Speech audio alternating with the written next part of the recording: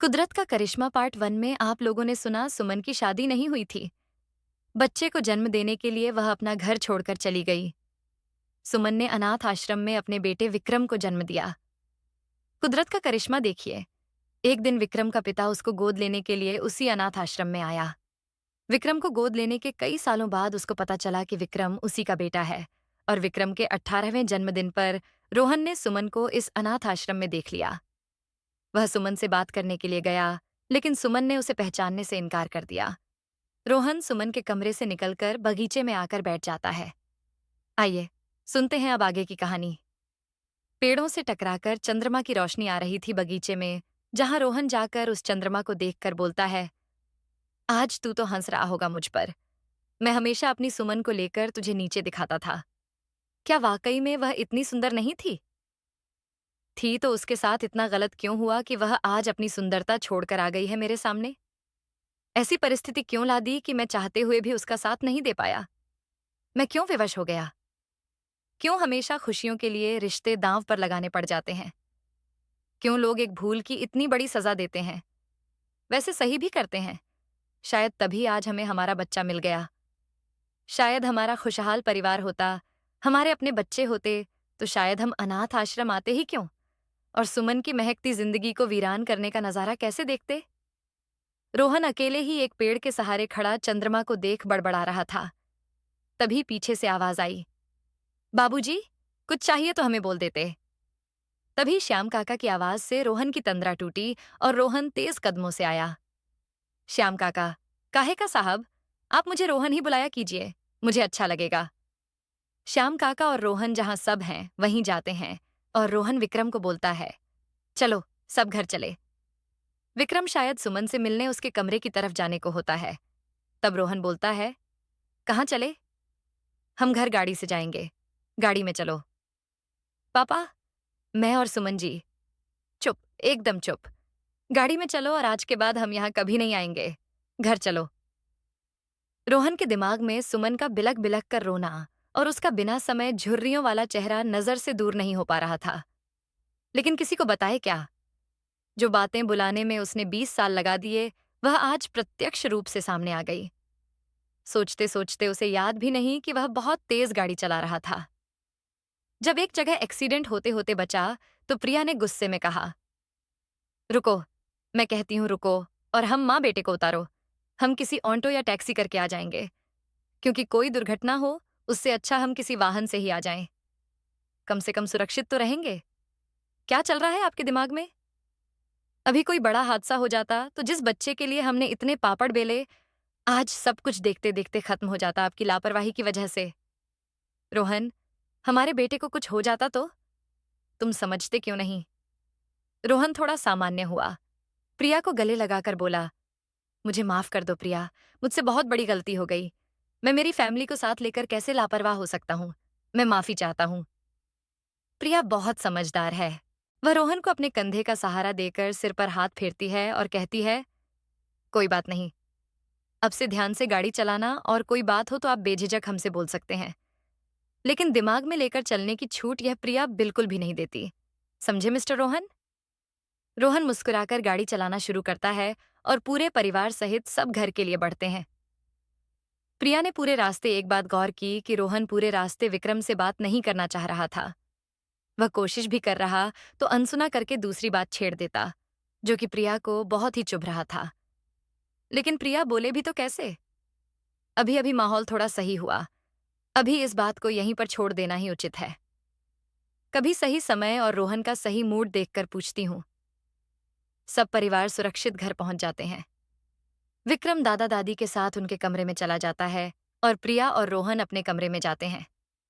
तभी प्रिया को याद आता है कि उसका नाइट सूट उसके कमरे में रह गया और वह विक्रम को जाकर बुलाकर लाती है। अलमारी से कपड़े निकालकर उसे देती है। विक्रम पैंट निकाल रहा होता है, तभी प्रिया की तरफ सिर करके, माँ, मेरी शर्ट निकालना, बहुत तेज नींद आ रही है। प्रिया मुस्कुराहट के साथ, इतना बड़ा हो गया, अभी बच्चा ही है, कदम कदम पर चाहिए। और शर्ट की बटन खोल ढीली ढाली शर्ट डालती है। तब तक विक्रम लोअर डालकर चलने को होता है। प्रिया विक्रम का माथा चूमती है। विक्रम माँ को गले लगाकर गुड नाइट माम बोलकर सब सोने चले जाते हैं। विक्रम ने जो व्यवहार सुमन के साथ किया, उससे रोहन बहुत नाराज रहने लगा और हमेशा उसके साथ रूखा व्यवहार करता। सही से मुंह तक उससे बात नहीं करता, जिससे प्रिया बहुत चिंता में रहने लगी और एक दिन रोहन के साथ बात करने का निश्चय किया। उसने एक दिन रोहन की छुट्टी पर बाहर घूमने का प्रस्ताव रखा। उसकी इच्छा थी कि वह जब रोहन से बात करे तो वहां उसके और रोहन के अलावा कोई ना हो। इसलिए वह विक्रम को अपने साथ नहीं ले गई और दोनों एक पार्क में गए। वहां कुछ देर टहलने के बाद एक छायादार पेड़ के नीचे दोनों बैठे। प्रिया ने रोहन के कंधे पर सिर रखकर उसके हाथों में अपने हाथ डालकर बड़े ही प्यार से पूछने लगी, रोहन, हम यहाँ क्यों आए हैं? प्रिया ने पूछा। घूमने, रोहन ने जवाब दिया। जी नहीं, हम एक दूसरे से खुलकर बात कर सकें, जिसे सिर्फ हम और आप सुने, वह भी बिना संकोच के, जो कि घर पर नहीं हो सकता था। प्रिया ने कहा, तो पूछिए, क्या पूछना है? रोहन ने कहा, आप जब से विक्रम का जन्मदिन अनाथ आश्रम में मनाकर आए हैं, आप हमें ठीक नहीं लग रहे। क्या बात हो गई? नहीं, कुछ नहीं, बस थोड़ा काम का बोझ। बीच में ही प्रिया ने बात काटते हुए कहा, जी नहीं, पत्नी हूं तुम्हारी, परवाह करती हूं, इसलिए सच सुनना चाहती हूं, जो कि दोनों के लिए अच्छा होगा। वह विक्रम ने सुमन के साथ जो व्यवहार किया, वह मुझे बिल्कुल अच्छा नहीं लगा। उसने सुमन को चोट पहुंचाई, जो मुझे बिल्कुल भी पसंद नहीं आया। रोहन बच्चा है, हो गई उससे गलती, उसके लिए इतना क्यों बनाना? वैसे भी उसने बचपन में हमें अपने माँ बाप के रूप में देखा है, तो बोल दिया। ये कौन सी बड़ी बात है? इतना सुनते ही रोहन गुस्से से आग बबूला हो गया और प्रिया पर अपनी सारी भड़ास निकाल दी। मैडम, तुम्हारे लिए इतनी सी बात है? पर वह माँ थी उसकी, उसने क्या कुछ नहीं झेला उसके लिए। एक एक दिन गिनकर इंतजार करती थी उसके आने का। वह बिलख बिलख कर रो रही थी। वह अंदर से टूटकर जिंदा बन चुकी है। रोहन ने गुस्से में इतना बोल गया कि उसने खुद को सवालों के घेरे में खड़ा कर लिया। प्रिया ने सुमन को अनाथ महिला के नाम से बुलाया तो रोहन और भी ज्यादा भड़क गया और चीख कर बोला, खबरदार, अब जो एक बार भी सुमन को अनाथ बोला तो? प्रिया ने कहा, अनाथ को अनाथ नहीं तो क्या बोलूं? रोहन ने आंखों देखा न ताओ, एक चांटा रख दिया और कहा, वह अनाथ नहीं है, उसका भरा पूरा परिवार है। प्रिया, उसकी जो हालत है उसका जिम्मेदार मैं हूं। मैं सुमन का गुनहगार हूं। प्रिया, मैं सुमन का गुनहगार हूं। और रोते रोते रोहन घुटने टेक कर रोने लगा।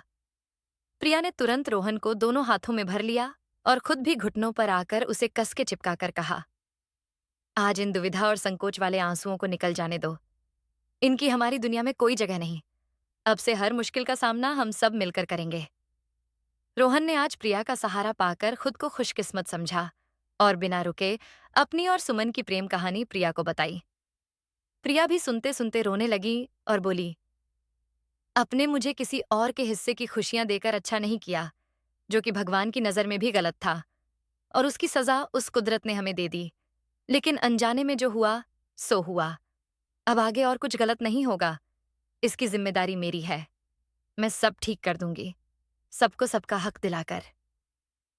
प्रिया रोहन का हाथ पकड़कर बोलती है, अब पुरानी बातों को पीछे छोड़कर घर चलिए और हमारे बेटे को उसी तरह से प्यार कीजिए जैसे उसको आज ही आश्रम से लाए हों। बाकी सब ऊपर वाले पर छोड़ दो। रोहन और प्रिया घर को चल देते हैं और रास्ते में विक्रम के पसंद की कुछ खाने की चीजें, कपड़े और जूते और बहुत कुछ लेकर जाते हैं। प्रिया गाड़ी से बाहर आकर विक्रम को आवाज देती है। विक्रम भागकर बाहर आता है और माँ से पार्सल ले हाथ पकड़कर घर की तरफ मुड़ता है। तब प्रिया बोलती है, बेबी, पापा को हेल्प चाहिए, जाओ। विक्रम थोड़ा रुककर, मम्मा, पर मैं कैसे? प्रिया कहती है, बेबी, आपको मम्मा पर भरोसा है? जी मम्मा, खुद से और खुदा से भी ज्यादा। तो जाओ, गाड़ी में कुछ सरप्राइज है तुम्हारे लिए। विक्रम गाड़ी की तरफ भागता है और देखता है। विक्रम ने रोहन को अपनी बाहों में भरने के लिए उत्साहित चेहरा देख खुशी से चीख पड़ा, जाकर मासूम बच्चे की तरह चिपक कर सुकून का अनुभव करने लगा। तब तक प्रिया पीछे से, अरे अरे, मैं भी हूं। और प्रिया की बातें सुनकर रोहन और विक्रम गाड़ी से बाहर निकल आते हैं और प्रिया सहित तीनों गले मिलते हैं। तभी प्रिया को याद आता है विक्रम का सरप्राइज गिफ्ट। और तभी रोहन, क्या है, गले लगाते ही रहेंगे या उसका गिफ्ट भी देंगे? रोहन, अरे हाँ, सही याद दिलाया। गाड़ी से सारी चीजें विक्रम को देता है। विक्रम प्रिया और रोहन के गले लगते हुए बोला, आप दोनों ने सरप्राइज गिफ्ट दिया, उसके लिए तो मेरी खुशी का ठिकाना नहीं। पर मेरा तो असली उपहार आप दोनों हैं। मैं कुदरत का आभारी हूँ, जिसने मुझे इतने प्यार करने वाले मम्मी पापा जैसे नायाब तोहफे से मुझे नवाजा। यह सुनकर प्रिया और रोहन दोनों की आंखों में आंसू आ जाते हैं कि कितने सुंदर संस्कार दिए हैं सुमन ने अपने बेटे को। किसी का भी दिल जीतने की क्षमता रखता है, और उस बेचारी के नसीब में भगवान ने दुख के अलावा कुछ नहीं लिखा। प्रिया ने अपने मन ही मन में एक फैसला किया कि वह सुमन को उसका हक दिलाएगी। यह सोचते हुए प्रिया रोहन को गले लगाती है और रोहन को कहती है, अरे भाई, सब घर चलो, बहुत थक गए हैं, सब कुछ खाकर आराम करते हैं। और तीनों घर आते हैं। प्रिया कपड़े बदलकर खाना बनाती है और पूरा परिवार हंसते मस्ती करते खाना खाते हैं। कहते हैं, किसी बात का बोझ अगर दिमाग में हो तो खिन्नता इंसान में क्रोध पैदा कर देती है, और जिससे बिन वजह लड़ाई झगड़े, आपसी मनमुटाव शुरू हो जाते हैं और रिश्तों में खिंचाव और दूरियां पैदा कर देती हैं। लेकिन प्रिया की सूझबूझ, रोहन ने अपने मन की सारी बातें ईमानदारी से बताई, जिसको प्रिया ने बखूबी समझा, और रोहन का मन हल्का हो गया, जिससे पूरे घर में खुशी का माहौल है। लेकिन प्रिया के मन पर बहुत बड़ा बोझ है और वह कोई बड़ा फैसला लेने वाली है। लेकिन फिर भी अपने पति की बातों पर विश्वास करके खुश रहने लगी।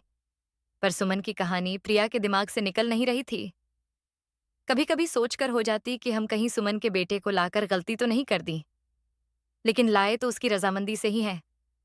लेकिन यह भी तो है, उसने अपने बेटे को मजबूरी में उसके अस्तित्व के लिए किया, जो उस हिसाब से उसके हिस्से में दुख और वेदना ही आई।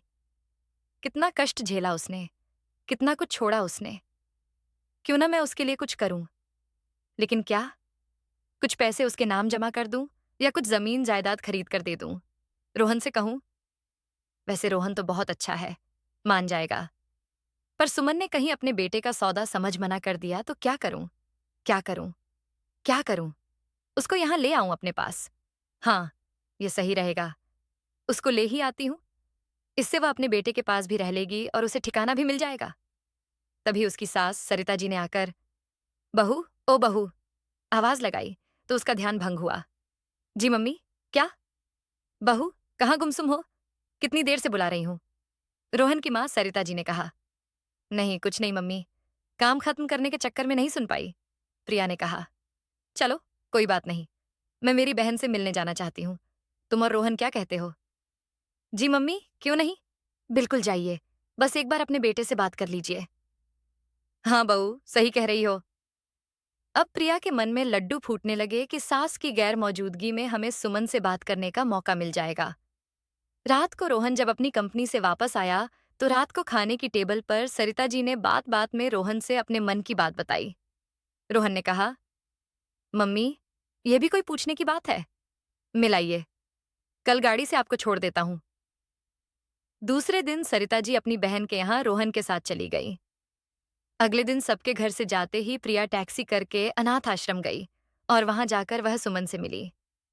सुमन का और सभी अनाथ आश्रम के लोगों का कुशल क्षेम पूछकर सुमन ने अकेले में बात करने की इच्छा जाहिर की। सभी लोग प्रिया के लिए चाय नाश्ता की व्यवस्था करने चले गए। सुमन और प्रिया को अकेला छोड़ दिया। प्रिया के मन में सवालों की लहरें हिलोरे ले रही थीं। तभी सुमन ने कहा, आप क्या बात करना चाहती थी? देखो प्रिया जी, यदि विक्रम ने कोई शैतानी की है और आप उसकी शिकायत करने आई हैं, तो कृपया हमें मत कीजिएगा। क्योंकि परवरिश आपने की है, इसमें मेरा कोई किरदार नहीं है। आपने जो लाड प्यार दिया, उसी का नतीजा है। प्रिया ने उठकर दरवाजा हल्का बंद करते हुए, ये आप क्या कह रही हैं सुमन जी? हमारा विक्रम बहुत ही समझदार है। माफी चाहूंगी। सुमन, प्रिया जी, वह केवल और केवल आपका विक्रम है। मेरा विक्रम वो था, पर अब वह केवल आपका बेटा है। प्रिया को अच्छा लगा सुनकर। फिर उसने थोड़ा रुककर बोलना शुरू किया। सुमन, मैं आपसे बहुत ही बड़ी बात कहने आई हूं। छोटी मुंह, बड़ी बात। पता नहीं ये बोलना चाहिए या नहीं, पर कहने का मन है। ये सोचकर कि देर तो बहुत हो चुकी है, लेकिन बाद में पछताने से अच्छा है अभी बोल दूं, अंजाम जो भी हो। सुमन ने मायूसी से कहा, काश मैंने भी अंजाम के बारे में सोचा होता तो एक अलग ही दुनिया और अलग ही जिंदगी होती। लेकिन एक भूल ने जिंदगी के मायने ही बदल दिए। प्रिया ने कहा, तो आप अपनी गलती सुधार लीजिए। दोबारा से मौका दे रही है। समझो जिंदगी आपको। सुमन फुर्ती से खड़ी होकर, क्या मतलब है आपका? आपको कैसे पता मेरे बारे में कि मैंने क्या गलती की? प्रिया ने सुमन की दोनों हथेलियों को अपने हथेलियों में पकड़कर, डाउन सुमन जी, घबराइए मत। माफी चाहूंगी, पर बताना मजबूरी है। रोहन ने अपनी पुरानी यादों को हमसे साझा किया। क्या मतलब है आपका? कौन सी यादें? सुमन ने थोड़ा गुस्से में बोला। आपके और रोहन के रिश्ते के बारे में। जब मैं और रोहन विक्रम को उस दिन यहां से लेकर आए थे और विक्रम को टीका करने के वक्त विक्रम ने आपसे जो रूखा व्यवहार किया और आप दुखी होकर अपने कमरे में चली गई थीं, तब रोहन आपके पीछे पीछे सबकी नजरों से बचते हुए गया। वहां क्या बातें हुई, ये तो मैं नहीं जानती, और जानने की मैंने कोई जिज्ञासा भी नहीं की। लेकिन बात तब पता चली जब रोहन का स्वभाव बड़ा ही चिड़चिड़ा हो गया। वह विक्रम से भी रूखा व्यवहार करने लगा। घर का माहौल और रोहन का स्वास्थ्य दोनों खराब होते देख मैं डरने लगी। तब मैंने उससे अकेले में जाकर बात की। सुमन एकदम निर्जीव सी हो गई और बोली, प्रिया जी, आपने मेरे बारे में सोचा? मैं उसके लिए आपकी आभारी हूं, पर मैं आपके साथ किस रिश्ते से रहूं? फिर मुझे अनेकों सवालों के जवाब घेर लेंगे। प्रिया, एक बात बताओ मुझे, यदि तुम्हारे साथ अन्याय हुआ होता तो क्या तुम माफ कर पाती, जो तुम हमें करने के लिए बोल रही हो? वह करना आपके लिए आसान होता? और वैसे भी अब आधी जिंदगी बीत गई, आधी ही बची है, वह भी निकल ही जाएगी। क्योंकि जिन सवालों से बचने के लिए मैंने सब कुछ दांव पर लगा दिया, मेरे रिश्ते, मेरी खुशियां, मेरे माँ बाप, अब फिर उन्हीं में मैं कैसे उलझ सकती हूँ? आज भी मेरे अंदर हिम्मत नहीं है इस दुनिया का सामना करने की। सुमन की बातें सुनते सुनते प्रिया बीच में रुकने को बोली, लेकिन सब कुछ भूलकर एक बार कोशिश करने में क्या हर्ज है? चलो, मैं तुम्हारे लिए लड़ूंगी। घर वालों से, दुनिया से, समाज से। मैं तुम्हें वह अधिकार दिलाऊंगी। और वैसे भी मुझे पूरा भरोसा ही नहीं, विश्वास है कि रोहन हम दोनों के साथ होगा। पहले वह माँ बाप की मुट्ठी में था, उसकी जिंदगी थी। आज वह बात नहीं है। सुमन, यही तो मैं भी कह रही हूँ प्रिया जी। पहले मुझे सहारे की जरूरत थी, पर आज नहीं है। और आप मेरे लिए अपनी जिंदगी मत उलझाइए। सबको सबका हक मिला। आपके हक का आपको मिला, मेरे हक का मुझे। कुदरत ने एक करिश्मा दिखा दिया कि जिसका बेटा है, उसी के पास पहुंच गया। मेरे लिए इतना ही काफी है। मेरे बेटे को उसके बाप का नाम मिल गया। तुम्हें तुम्हारा प्यार मिल गया। अब मुझे किसी से शिकायत नहीं है। हाँ, एक बात मैं गर्व से अब कहती हूँ कि मेरा बेटा तुम्हारी परवरिश में बहुत ही संस्कारी है। अब वह और तुम कभी इस बात की चर्चा मत करना कि हमारे और रोहन की नाजायज औलाद है। वह नहीं तो उसका संभल पाना मुश्किल हो जाएगा। लेकिन जब वह अनाथ आश्रम आएगा तो उसे एक न एक दिन सच्चाई पता चल जाएगी। प्रिया ने कहा। सुमन ने कहा, ऐसा कुछ नहीं होने वाला, क्योंकि मैंने उसे रोहन के साथ जाने को राजी करने के लिए एक कहानी सुनाई। सुमन ने कहा, विक्रम ने बोला कि अभी तक मुझे अपने साथ क्यों नहीं रखा? तो मैंने झूठ बोला कि तुम्हारी मम्मी की तबीयत तुम्हारे जन्म के बाद ही खराब हो गई। तुम्हारी तबीयत न बिगड़े और देखभाल हो जाए, इसलिए मैंने पास छोड़ दिया। अब जब वह पूरी तरह से स्वस्थ हो गई तो तुम्हारे पापा के साथ लेने आ गई। उसके बाद विक्रम बिना कुछ बोले चुपचाप चला गया, और शायद आज वही बात उसके दिमाग में है। इसलिए उस दिन उसने हमें टीका करने को मना कर दिया। प्रिया एकदम शून्य गुमसुम हो गई और उसकी आंखों में आंसुओं का सैलाब निकल पड़ा। उसने सुमन को झपट के अपने से चिपकाया और कहा, अपना बना दिया है सुमन जी। आपने हमें, आपकी महानता की जितनी तारीफ की जाए कम है। आप इतनी नेक दिल हैं, फिर भी आपके जीवन में इतना दुख। अब तो यह तकलीफें भी तुम्हारे दर्द में रोती होंगी और माफी मांगती होंगी। प्रिया ने कहा, आप महान हैं और आपकी कीमत लगाना मतलब अच्छाइयों पर उंगली उठाना। इसलिए अब मैं एक विनती करना चाहूंगी। कभी यदि मुझे किसी लायक समझना तो याद जरूर करना। आपकी सेवा का मौका पाकर मैं खुद को धन्य समझूंगी। और सुमन से गले मिलकर चुपचाप टैक्सी में बैठ गई। प्रिया घर पर सबके मौजूद होने के पहले पहुंच गई। दूसरे दिन उसकी सास सरिता जी भी आ गई। प्रिया ने एक दिन फिर उसी पार्क में जाकर सुमन की कहानी छेड़ी, और रोहन आंखों को बंद किए प्रिया की बताई हुई एक एक बात चुपचाप लेटकर प्रिया की गोद में सिर रखकर ध्यान से सुनता रहा। सुनते सुनते उसकी आंखों से शायद सुमन की सारी यादें दर्द बनकर आंसुओं के साथ बह गईं। जब रोहन का मन शांत हुआ तो उसने प्रिया की मर्जी से सुमन के लिए कुछ करने के लिए सोचा। प्रिया, रोहन की बात से थोड़ा हटकर, क्या मतलब आपका? अरे मोहतरमा, घबराइए मत।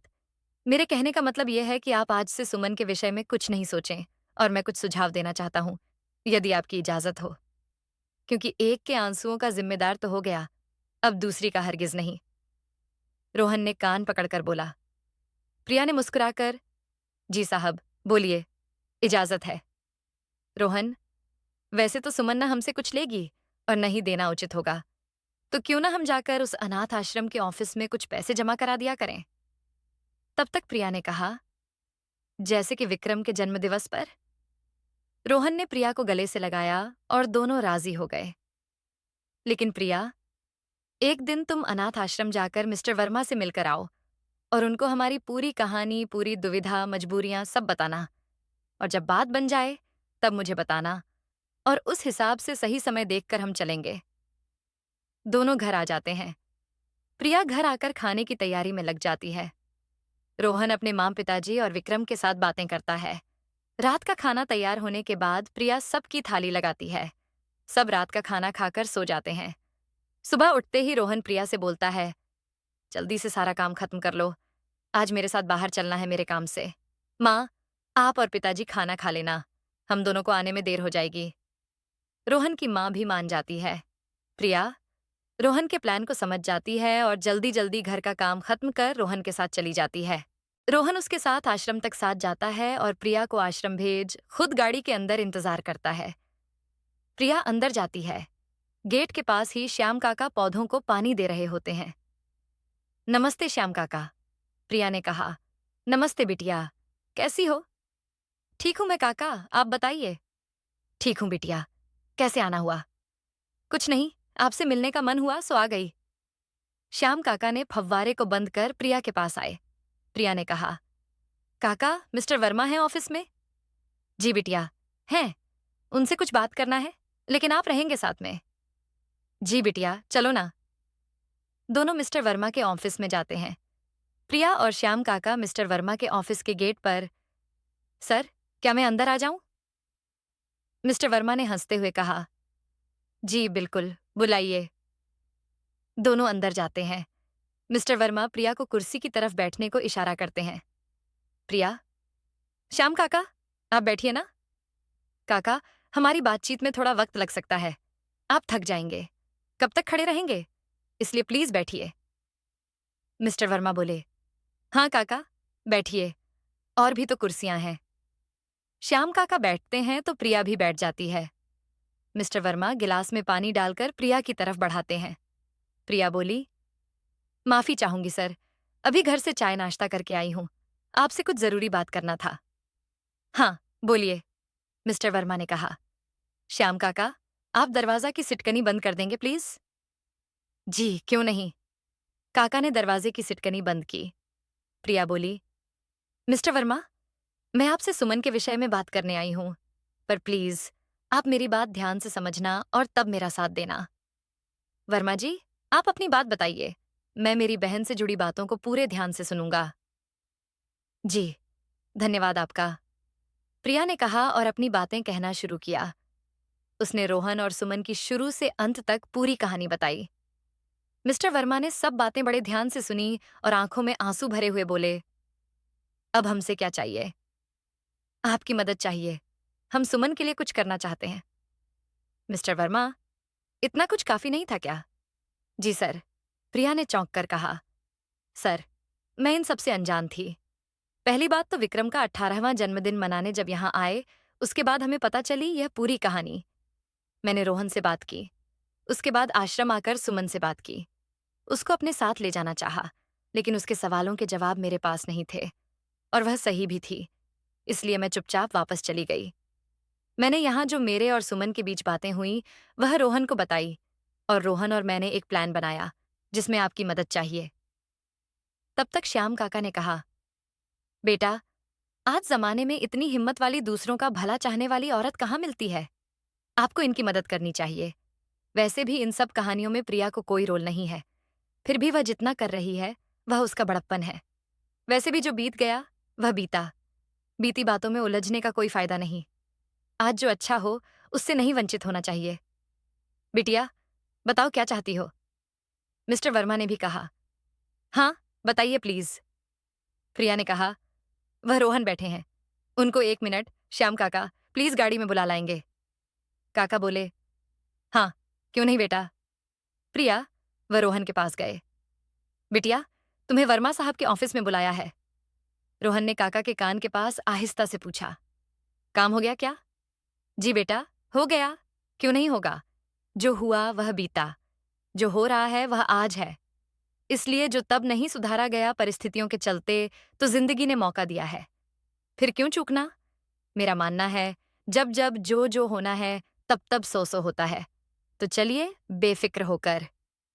रोहन और श्याम काका दोनों ऑफिस के अंदर आते हैं और वर्मा जी को देखकर नजरें नीची कर लेता है रोहन। प्रिया समझ जाती है और रोहन का हाथ अपने हाथों में लेकर, बात कीजिए, पिछली बातें भूलकर। रोहन वर्मा जी के सामने हाथ जोड़कर, भाई साहब, गलतियां तो मेरी माफी के लायक नहीं हैं और परिस्थितियां आज भी वैसी ही हैं कि लाख कोशिश करने के बाद भी हालात को सुधारा नहीं जा सकता। इसलिए आपसे गुजारिश है कि आप मुझे सुमन के जरिए कुछ करने का मौका दें। वर्मा जी ने गहरी सांस लेते हुए कहा, ठीक है, बताओ क्या करना है। रोहन ने कहा, हम हर महीने अनाथ आश्रम में कुछ धनराशि देना चाहते हैं, लेकिन यह बात सुमन को पता नहीं चलना चाहिए। वर्मा जी ने कहा, ठीक है, जैसा उचित समझो। रोहन ने 10,000 जमा किए और दोनों अपनी गाड़ी में वापस आकर घर के लिए जैसे ही निकलने वाले थे, सुमन पढ़ाकर वापस आ रही थी। उसने प्रिया से बात की, आज कैसे आना हुआ? प्रिया ने हंसकर कहा, मैं मेरी बहन से मिलने नहीं आ सकती क्या? सुमन, हाँ, क्यों नहीं, अंदर चलो। नहीं, बहुत देर से आई हूं, शायद आपके निकलते ही फिर घर पर सब परेशान होंगे। विक्रम भी आ गया होगा, उसको तो क्या ही बोलूं, कभी लगता है बड़ा ही नहीं होगा। जब भी बाहर से आता है शोर मचा देता है, मम्मी मम्मी। सुमन मुस्कुराकर बोली, ठीक है, जाओ, फिर नहीं रोकूंगी। आपका प्यारा ऐसा ही बना रहे और रोहन को पूरा सम्मान और प्यार मिलता रहे, तो इसके लिए यही बेहतर होगा कि हम सब पुरानी बातों को हमेशा हमेशा के लिए भूल जाएं, अपनी अपनी दुनिया में खुश रहें। सुमन आश्रम जाती है। प्रिया और रोहन गाड़ी में बैठकर घर पहुंच जाते हैं। अब प्रिया और रोहन का मन थोड़ा हल्का हो गया है कि सुमन के नाम से कुछ करने का मौका मिला। अब हर महीने सुमन से मिलने दोनों अनाथ आश्रम जाते और वहां कुछ समय बिताकर आते हैं। प्रिया वहां की यादें और रोहन के और सुमन के पवित्र प्रेम की कहानी डायरी में लिखती है। एक दिन रोहन डायरी देख लेता है तो प्रिया से कहता है, सुमन से किया हुआ वादा टूट ना जाए, ये ध्यान रखना, वरना सब कुछ बिखर जाएगा। और अब बिखरा तो समेटने में हम दोनों बिखर जाएंगे। तभी विक्रम दोनों की बातें सुन लेता है और दोनों के गले लग जाता है और प्यार से कहता है, कुछ नहीं बिखरेगा पापा, जब हमारी पसंद को स्वीकार कर हमारी पसंद की लड़की से हमारी शादी करा देंगे। और आप जो काम अनाथ आश्रम के लिए करते हैं, उसे आपके बाद मैं करूंगा। रोहन और प्रिया विक्रम को गले से लगाकर कहते हैं, बिल्कुल अपनी मां पर गया है विक्रम, हम दोनों मां पर। जो बिन ब्याही मां बनने से ठुकरा दी गई, उसी की औलाद ने वंश को आगे बढ़ाया, क्योंकि वह है ना विश्व का न्यायाधीश। कैसे करिश्मा दिखाया, कैसे उस पूरे परिवार का गुरूर तोड़ दिया। जब इंसान गलत करता है तो वह यह नहीं सोचता कि कोई उसको देख रहा है, चाहे फिर आपने वह काम किसी के दबाव में आकर ही क्यों ना किया हो। गलत तो गलत ही होता है और एक ना एक दिन उसका हिसाब तो देना ही पड़ता है। रोहन ने भले ही अपने माँ बाप के दबाव में आकर शादी कर ली थी, लेकिन सुमन की जिंदगी तो पूरी तरह से बर्बाद हो गई थी। कहते हैं, जब भगवान एक रास्ता बंद करता है तो फिर दूसरा रास्ता भी खोल देता है। बस हमें उस रास्ते को देखने की जरूरत होती है। अगर ऐसे ही मजेदार कहानियां आप रोज सुनना चाहते हैं तो हमारे चैनल को जरूर सब्सक्राइब कर लें। आशा करती हूँ आपको हमारी कहानी अच्छी लगी होगी। अगर आपको हमारी कहानी अच्छी लगी तो वीडियो को लाइक और शेयर करें, चैनल को सब्सक्राइब करें। वीडियो देखने के लिए आपका धन्यवाद।